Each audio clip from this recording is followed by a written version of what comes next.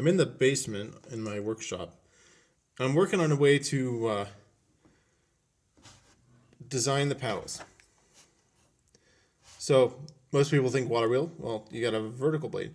No, because the vertical blade starts to dump water like at 90 degrees. So you're wasting all the energy down here.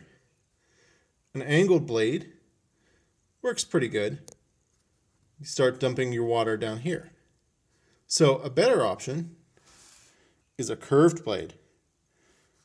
So a curved blade retains most of the water here, some of the water here, and by here at the very bottom, it has dumped all of the water.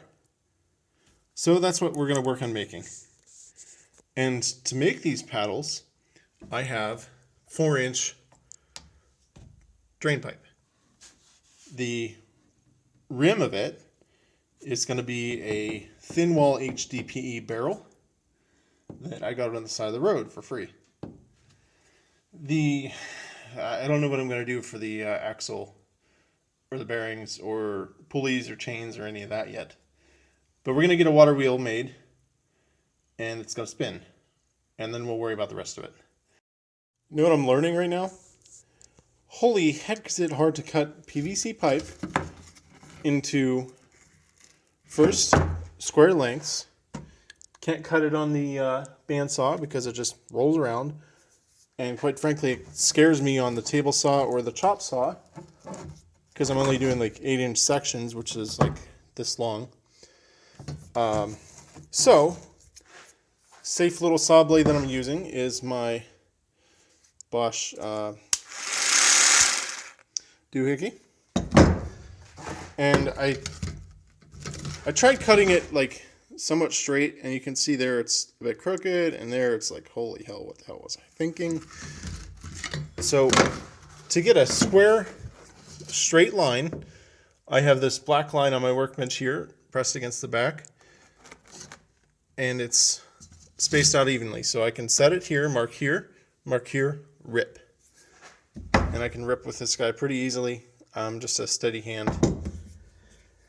And I use Sharpie marker and straight edge to mark the line. So then once that's done, then I move it over here. This is this pipe is 4 3/8 actual diameter.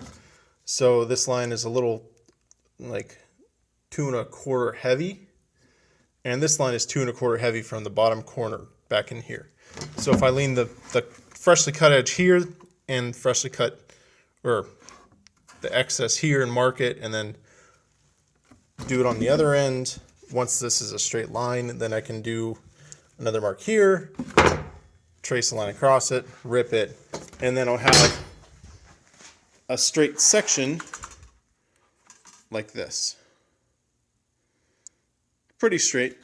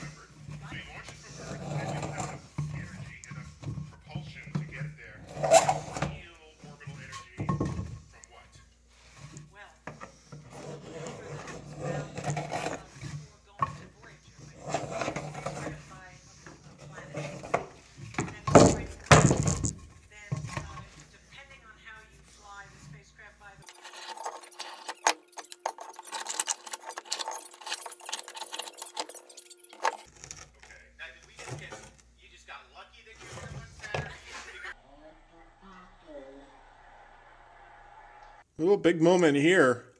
So this is a mock-up of my paddles. I have, the rest of them over here.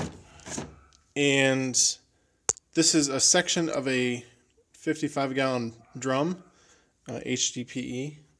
And I was able to cut that very easily. In fact, all of this is very easily cut with this. And then the HDPE, again, planed with this. There's, shiny shavings everywhere. So I'm going to have, I think, 22 of these paddles lined up. They're a little more than 3 1/8 spaced apart at the base. I'm not quite sure what angle I'm going to do this at. A little steeper, I don't get as much, capture as much water at the bottom. A little shallower, I can't hold as much water, and the approach angle is suboptimal. I got one of the buckets here. This is just a chunk of PVC pipe like you've seen me cutting out. And here's my water wheel. And I have, this is like, was it 8 inches or something? And I cut these that are 8 inches too. But these edge pieces, I cut a groove in with the router to kind of seat this and make it a rigid circle. But I didn't account for that groove when I cut these. So I got to cut this shorter by that much.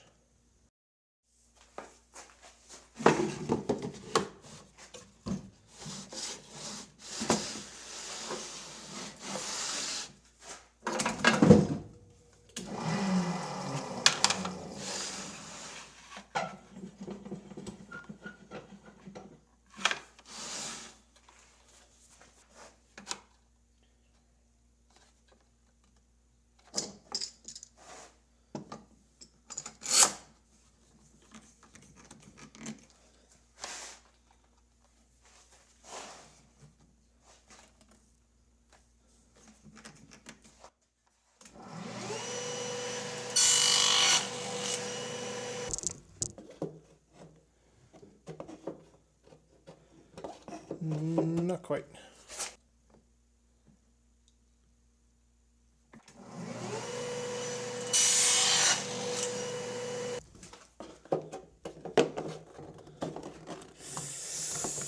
Still not quite.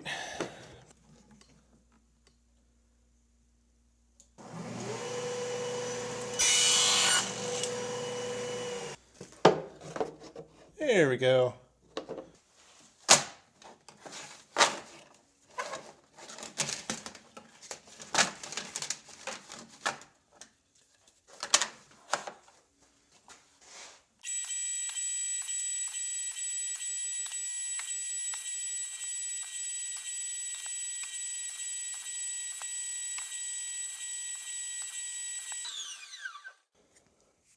Metal blade.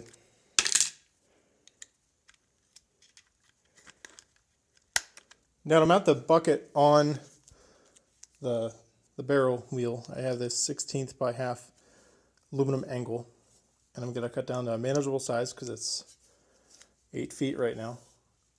And I'm going to cut it on the table saw here to do these. And I'm going to cut it on the table saw the same length as these.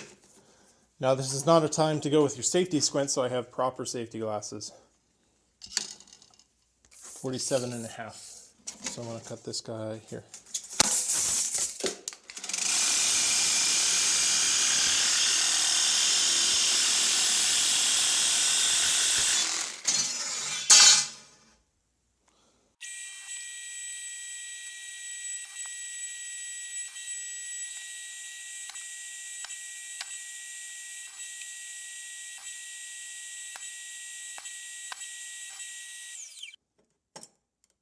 So one 8-foot section yields 1, 2, and 12. Enough out of 2 8-foot sections. To attach the bucket, I have 300 of these little guys. And I'm going to drill, I think just to start to see how it does, 4 holes in these guys, 1 in each corner. And I'll do the same thing for the bucket. So that'll be 4 times 23, that's 91, 92. 92 holes plus the 2 holes in the bucket and the 2 holes in the wheel.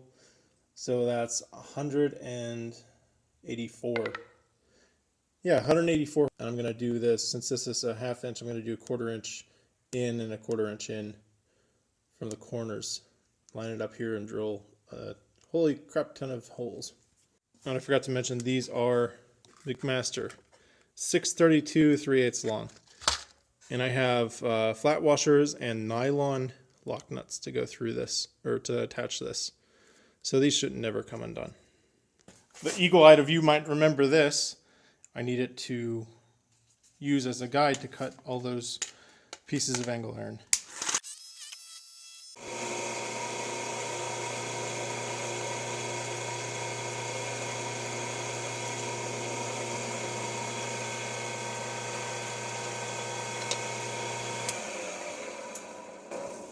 Well, that bit's dull.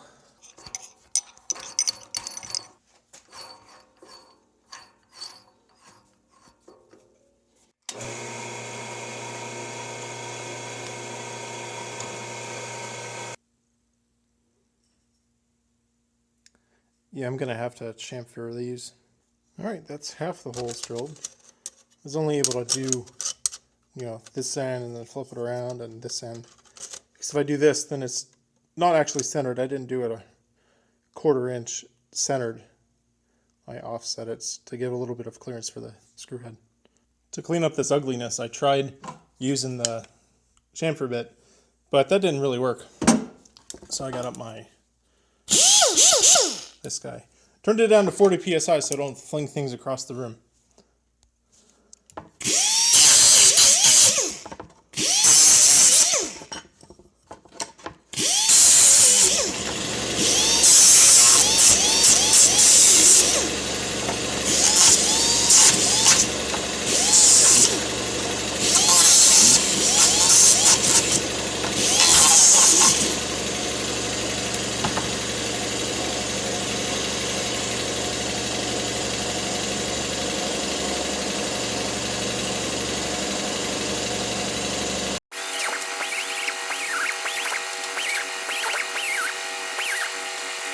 Henry Walker, I feel you, man. Now, how do I get 23 of these spaced out evenly around the perimeter of the base ring? It's simple with one of these Taylor's tape measures. But also to make it easier, because I'm going to use lots of fractions here, but not really fractions, decimals, and centimeters metric system. Yeah, I know you guys like this, right? So, base diameter is, shit, it's not long enough. Guess I'll do it in 2 parts. I'll make my arbitrary start point there.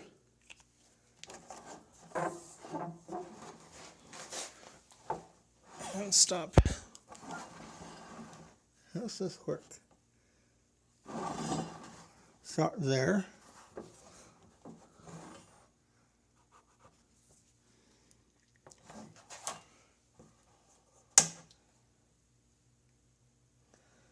Nope, not stop there. Because it's actually the mark after. So it's not halfway. That's the mark I want to use.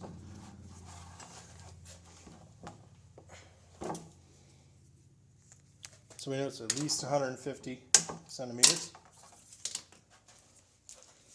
And then I just got to measure.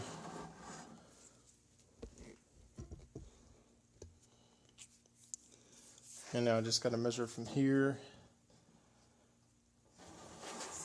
to there. So this is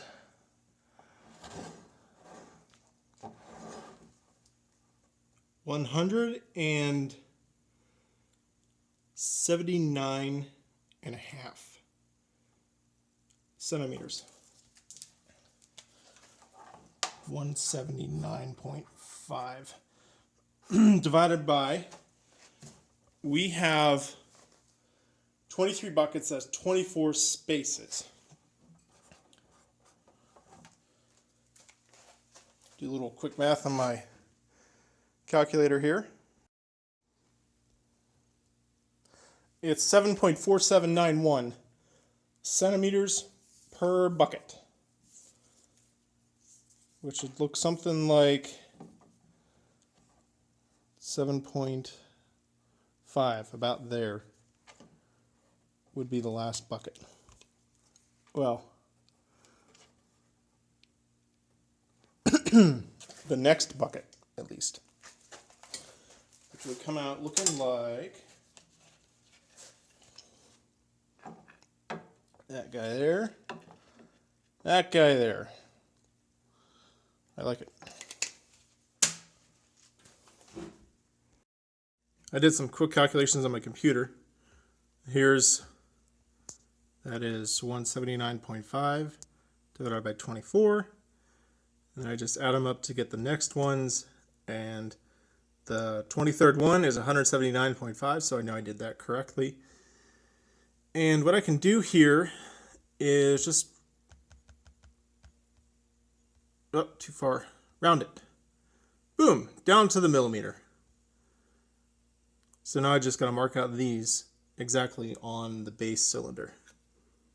All right, this has been really confusing because first off, on the tape here, 99 is not that half dash, it's actually that line. So I was screwing up a lot of these marks because I'm stupid and that's stupid. And then I went around doing the other side, starting from the same point. But it turns out this is a cone, just barely. So I was getting down here, like there's the top mark and there's the bottom mark. You can see it's clearly off. And then I thought, well, can I just use like the square going down here? But locally, this cut that I did is not perfect. But if I reference off of the tabletop with a square indexing against the top line and marking the bottom line, I get a much more accurate location. It's just somewhat finicky here.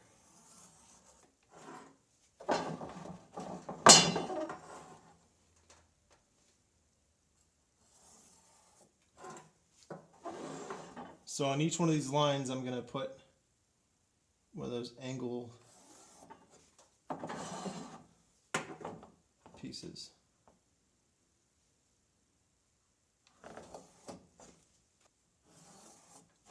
So you can see how far off that is. So I index to the top one, make sure it's square and flush against it, and draw a line. Exciting moment here. I have the first bucket mounted. It's a little bit flimsy, but I think once I get the ends on, and I'm going to silicone all the way around each bucket, so there's not going to be any leaks anywhere. The silicone will give it a little bit more rigidity. So I think I'll be happy with that. I don't have to do any extra.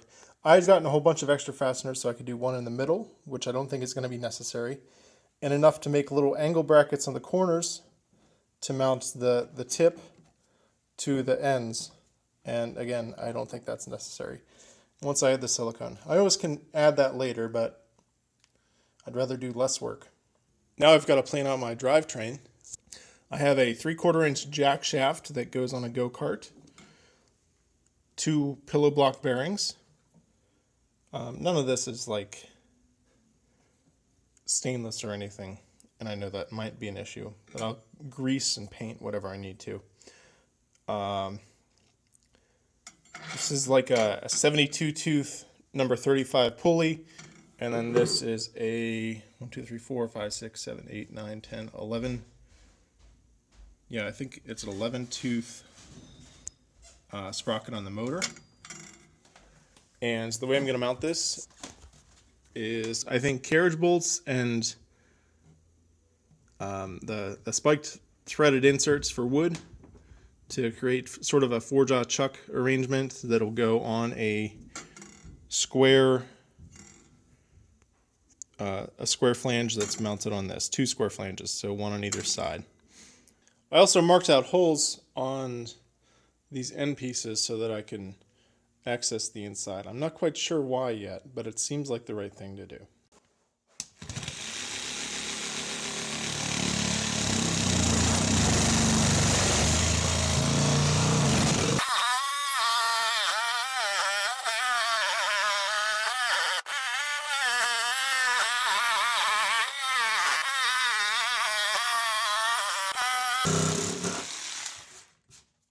So I started the first hole by plunge cut, and the second and the third, and that's just kind of like hokey.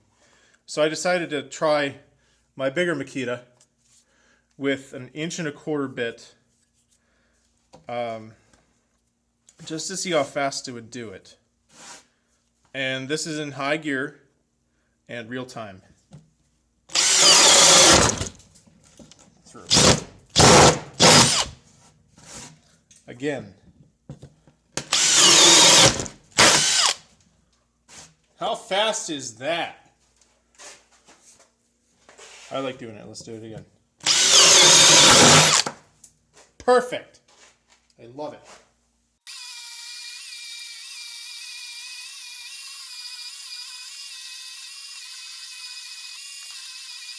I'll explain what I'm going to do. This hole is larger than the shaft. That's so that I can adjust the wheel, around to get the run out reduced down to, less than 1/8 of an inch if I'm lucky. I'd be happy with that. So just like a 4-jaw chuck, to center this, I'm going to have a square collar mounted to the shaft. I'm going to make that out of plywood because it's going to be more dimensionally stable. And then I'm going to have carriage bolts with the bulged head or rounded head. And that's going to be threaded into wood blocks with threaded inserts. And the wood blocks are going to be more pressure treated wood, glued and screwed in place. So then when I want to adjust the shaft position, I just take a wrench, stick it on the square bit of the carriage bolt, and I can adjust, screw it over, the shaft goes over, and then everything it works better. A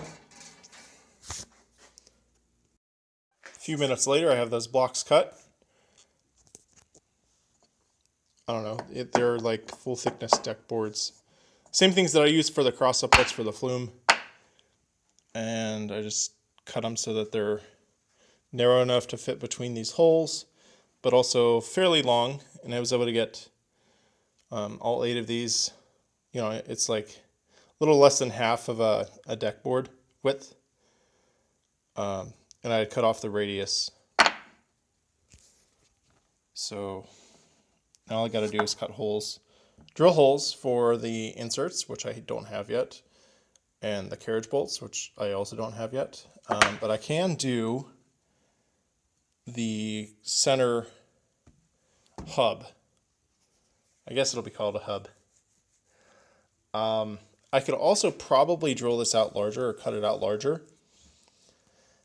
and do another small stub on the hub to give it a little bit extra strength, but I don't know if I need to do that. We'll see. If I have to do that, I'll do it later. Yeah, something like such, with just a square of plywood. And these can just push, and that'll center the water wheel. This is not an original design. Water wheels have been centered like this for a very long time. Some of them would use bolts. I don't think many. Most would use like an octagonal or square shaft, and they would use wedges to both lock the square shaft in place and adjust the run out of the wheel. There's even a company now, I think the Waterwheel factory, but I'm not sure. I'll have to double check that. They even offer hubs that do this exact same thing with a center shaft, and they use 3 adjustment bolts to push it into center. But those are pretty expensive, so I didn't go that route. I'm going the DIY route. When I'm done working for the evening, I usually put either clamps on it or a heavyweight. In this case, it's a Gerstner toolbox that I got for like $200 full of, not very valuable machinist stuff. That's another project that I'll have to tackle someday because it's got some water damage. It's not missing any parts. I have the corner.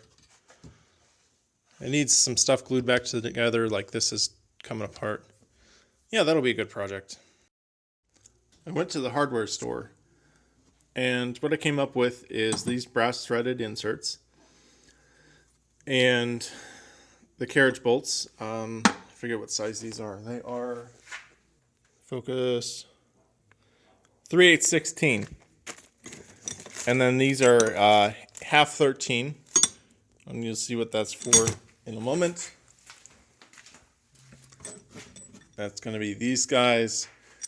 I didn't plan this out, but that's going to be a 10-inch long, half by 13 carriage bolt. And it's like perfect. So what I got to do now is I got to drill all these blocks. Use a drill press and a drill press vise. And then insert the inserts. And I'm also going to take the two sides for the water wheel, these guys, match them together, drill 6. I forget how many. I think 6 holes. Yes, six holes for the carriage bolts. So those will all be lined up perfectly. I'll just have to make sure that these are clocked the same when I finally assemble it. Going through my drill index, I need a 0.441 inch drill bit, and the only index I have here goes to what I need is 29/64, which is 450 thou. So I'm going to have about 9 thou of clearance after the threads go in. Next size, smaller bit would have like, I don't know, 10 thou of interference, and that won't work.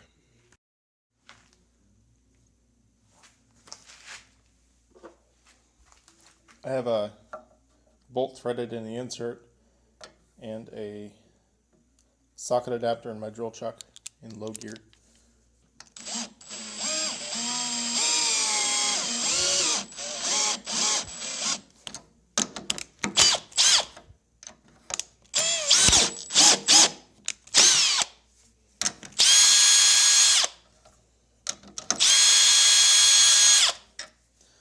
Alright, that clearly worked, but also I'm using the wrong bolt apparently. Because this has a shank here, and that just wedged the mouth of that open. So I need to find a different bolt, or maybe washers, or a nut. I can put a nut on this, and that'll give it a flat face to drive against, and I'll get a better result.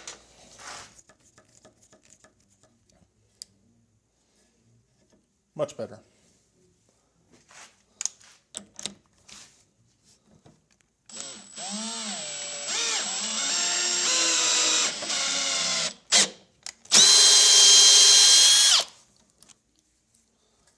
I like it.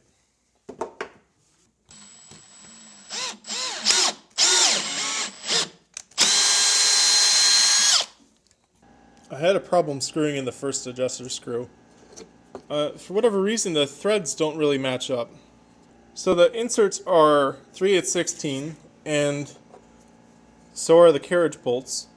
But when I tried screwing the first one in, it started binding up and threading in the threaded insert further. So to resolve that, I'm just putting a little dollop of paste wax on each bolt. And that reduces the friction enough that it smoothly goes in and out. Blocks are clamped on. After I take the clamps off, then I'll install screws. I got the blocks screwed in, and then I also have a keyway hole, or hole and keyway cut in these center blocks. And I'm just using this one key that came with the sprocket for now, so I have to go out and get some more.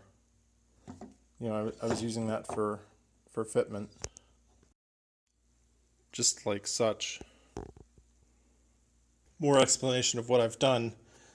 I clamped these two halves, or the two ends, together without the paddles in between, and I match drilled 8 holes around the perimeter. I only have 6 carriage bolts, so I have to get 2 more carriage bolts. And then I used my saw, this little guy again. Ooh, that's loud. To kind of square out that hole. So the carriage bolt should go in relatively easy, but still tight. I'd say I'm pretty happy with that. Oh, damn, I hit my head on the HVAC duct. Yeah. So I guess now I'll try mock balancing and runout adjustment. Not that I have to worry about balancing that much, because once I put water in it, the balance will go to hell anyways.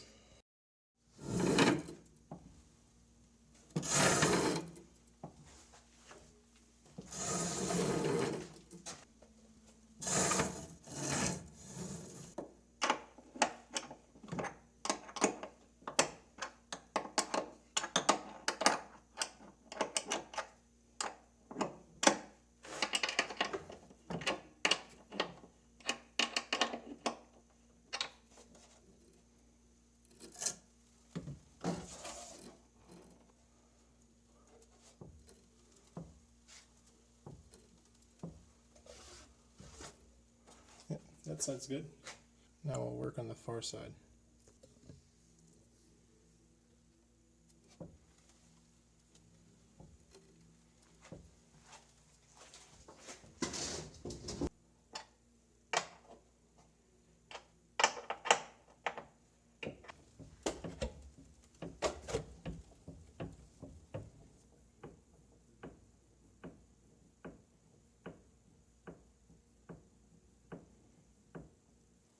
Not perfect, but I'd say that's acceptable for this project. It's not like I'm using super accurate materials. I mean, it's plywood, chunks of a PVC pipe, part of a barrel, more plywood. I guess it works pretty good. Now, I'm not going to leave these as the sole method of transferring torque. I'm going to screw this block into the main part of the wheel. So then these guys will pretty much just be redundant and not used after installed. I probably could have gotten away with just screwing these on temporarily to adjust the runout and then screwed these in permanently. But I like this method. While I was testing the runout, I noticed that the shaft was kind of wobbling on the end. So I did this, and it's got a bow in it.